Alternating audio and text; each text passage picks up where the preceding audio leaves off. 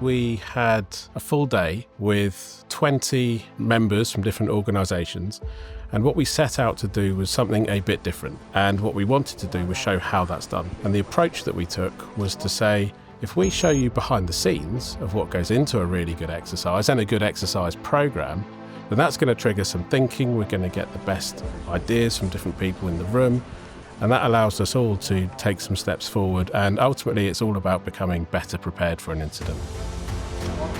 The team themselves had 6 core objectives that we would normally use in an exercise, including stakeholder communication, how well they were responding to the strategy based on objectives as well.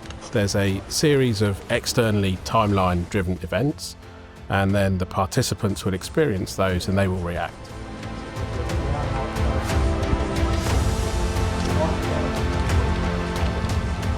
What we do is we react dynamically in response to that. So if someone was to say something, that then turns up as a media inject, and now they've got to respond to that inject, and is very real. So what we wanted to do was show how we do that to 20 different members that we had participating today from all different companies. But we also know that as an industry, in a really big and a really significant event, one company can't do everything. We need to work together, and the impacts of an event that happens to one organisation will have widespread implications for the whole industry. And so if that's the reality, that's how we should be practicing. We should be practicing like it's real. Behind the scenes, we were looking at how we could implement a workshop that triggered the kind of outreach of how we could develop these workshops and exercises for them moving forward. Everyone to take their positions and start communicating. Okay. Really good to see delegates engaging with our injects, and from an evaluator perspective, just seeing how they came together as a team. Table 1, Table 2 we have done, Table 3 is to be decided by incident command. You need to. For the number of people that had never met before and really worked effectively to manage the situation. We gave them the same baseline scenario and allowed their choices then to dictate how things ended up. What you guys decide then may impact you later in either a positive or a negative way. So just think about that when you're making your decisions as well. There were some great challenges. They had to make a decision between protecting an economic tourist area or an environmental area that's known for lots of wildlife sensitivities. We had the role of the police, the local environment agency, and many, many more roles, and we'd facilitate calls as well as engage as the scenario developed.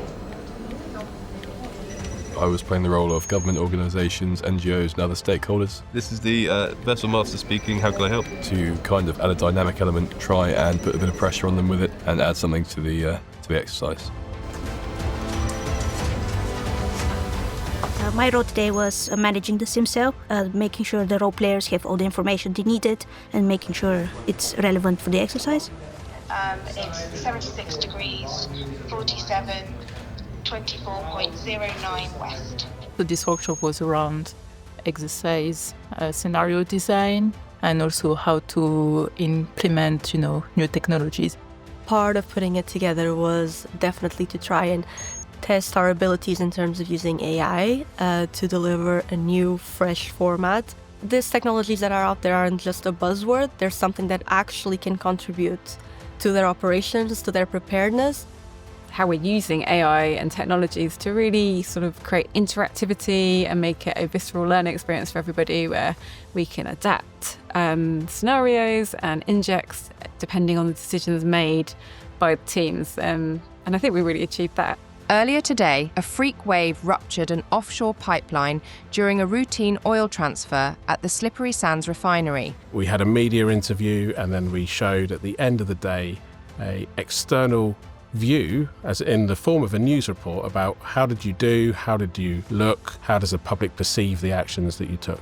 How public perception can vary depending on what you're saying, and even what you're saying might not actually add up to the perception that you want.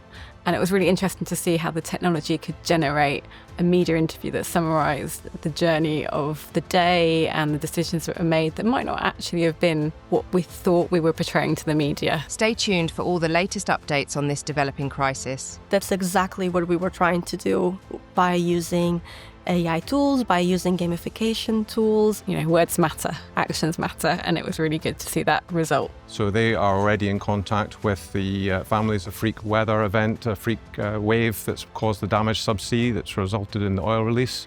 So we hope to have a better picture of exactly what's happened from an engineering perspective in the next few hours. So this will hopefully, they'll take away some key lessons learned from what we've talked about today. They'll do some reflection and go back to their teams and maybe aid some discussion points around that as well, of what they've taken away from the workshop, but how that could embed into their organisation. OSRL is a modern company. We are experimenting with what's out there, what technologies we can use to bring more value to their operations, to their preparedness. We're here to help with that because we're trying it out ourselves. That's how we should be practicing. We should be practicing like it's real. And the one thing that I would hope everyone took away from this is if you're going to do one thing, do an exercise.